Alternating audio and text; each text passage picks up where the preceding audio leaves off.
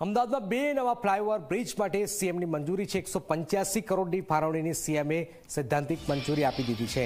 પાંજરાપોળ junction પર 86.94 કરોડના ખર્ચે ફ્લાયઓવર બનશે અને ત્યાર પછી પંચવટી જંકશન પર 98.18 કરોડના ખર્ચે આ ફ્લાયઓવર બનશે। એટલે કે ટોટલ જે છે 185 કરોડ ફાળવવાની સીએમએ સૈદ્ધાંતિક મંજૂરી આપી છે।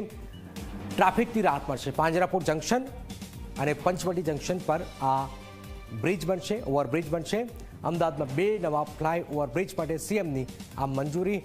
હિતલ અમારી સાથે જોડાય છે। હિતલ, આ બે ઓવરબ્રિજને મંજૂરી મળી ગઈ છે, સીએમએ સૈદ્ધાંતિક મંજૂરી આપી છે, શું વિગતો?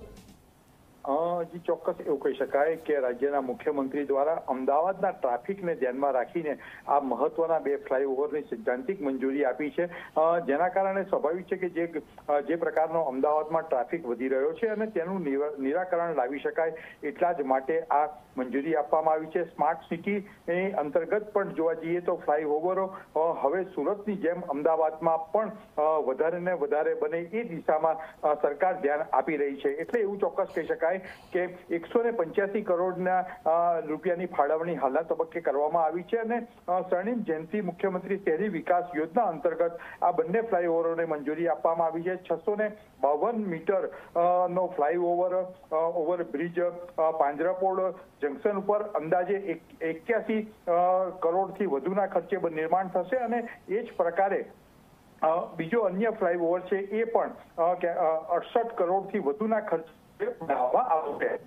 બિલકુલ બિલકુલ, આભાર હિતલ।